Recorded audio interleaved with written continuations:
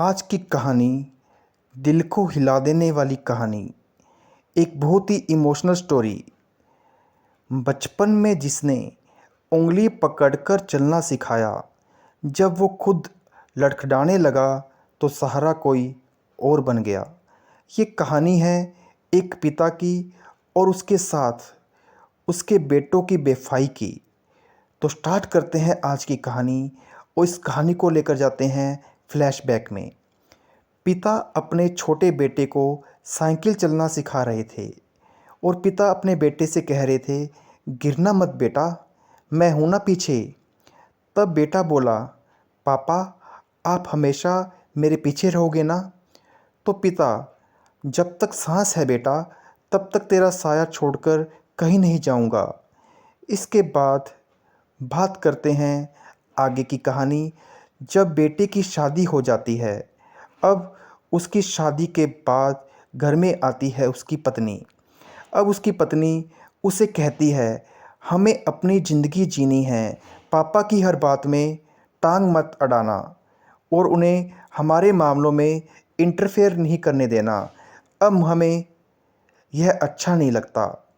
इसके बाद वह बेटा कहता है थोड़ा सा संकोच में, उन्होंने मेरे लिए सब कुछ किया है। तब उसकी पत्नी कहती है, तो क्या वो हमेशा अब हमारे बीच में इस तरीके से इंटरफेयर करेंगे? उसके बाद वह बहू अपने बेटे को कहती है, तुम अपने पापा को यहाँ नहीं रखोगे, उन्हें तुम वृद्धाश्रम में भेज दोगे। तब रवि अपने पापा को कहता है, मैंने आपके लिए एक बहुत अच्छी जगह देखी है, वहाँ आपके जैसे बहुत से लोग हैं, आप यहाँ अकेले रहते बोर हो जाते हो तो आप वहीं चले जाओ। अब उसका पिता कहता है, यानी कि अब मेरा बेटा मेरे साथ नहीं रहना चाहता, लेकिन चलो कम से कम मेरा अकेलापन तो यहाँ पर नहीं कटेगा, मैं तो वहाँ जाने के लिए तैयार हूँ।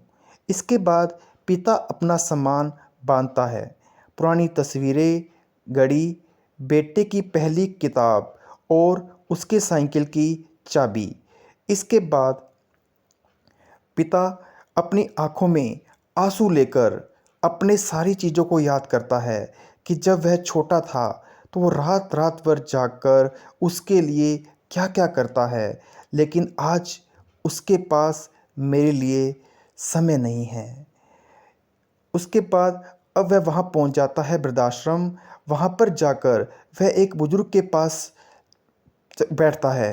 अब बुज़ुर्ग कहता है, हम अपने बच्चों के लिए क्या नहीं करते, लेकिन बच्चे हमें पीछे छोड़ देते हैं और खुद आगे बढ़ जाते हैं। इसके बाद थोड़े दिनों के बाद इस बुज़ुर्ग का बेटा उस आश्रम में पहुंच जाता है। उसके साथ उसका एक बेटा भी होता है।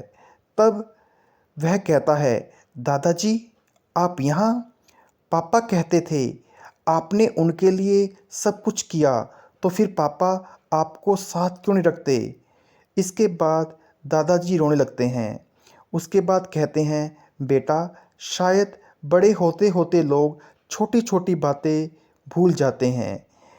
उसके बाद उस बेटे को एहसास होता है जिसमें पिताजी ने सब कुछ लिखा था, जैसे जैसे उस बेटे ने अपनी ज़िंदगी को जिया। पहली बार लिखा, आज उनके स्कूल का पहला दिन है, मेरे बेटे का आज पहला दिन है। पहली बार वो मुझे गले लगाकर रोता है और कहता है, मैंने स्कूल नहीं जाना, पापा आप भी मेरे साथ स्कूल चलो। उसके बाद वह बेटा अब अपने पिता के सामने आता है और उसका पिता कहता है, आज कैसे याद आ गई तुम्हें अपने बाप की? तब वह बेटा कहने लगता है, मेरा बेटा हुआ, उसके बाद मुझे भी एहसास हुआ कल को ये भी मुझे इस तरीके से अगर छोड़ देगा तो मैं कैसे उसके बिना रह पाऊँगा। तब वह बेटा अपने पिता के सामने गिड़गिड़ाने लगता है और कहता है, पापा माफ़ कर दो, मैं आपको कभी भी अकेला नहीं छोड़ सकता, आपका घर ही है, आप मेरे साथ चलो। तब वह कहता है, कि अब मैं यहाँ से नहीं जा सकता, मेरी ज़िंदगी इतनी ही थी, और इसके बाद वह वहीं पर मर जाता है। तो सच ही कहा है, पिता सिर्फ जन्म नहीं देते, वे पूरी ज़िंदगी अपने बच्चों को पालते हैं, लेकिन जब वो बूढ़े होते हैं तो उनका सहारा बनने वाला कोई नहीं होता। अगर आप किस्मत वाले हैं कि आपके माता पिता ज़िंदा हैं तो उन्हें छोड़िए मत, उन्हें थामिए। बाकी पछतावे की कोई दवा नहीं होती। माँ बाप को बोझ नहीं, आशीर्वाद समझिए। धन्यवाद।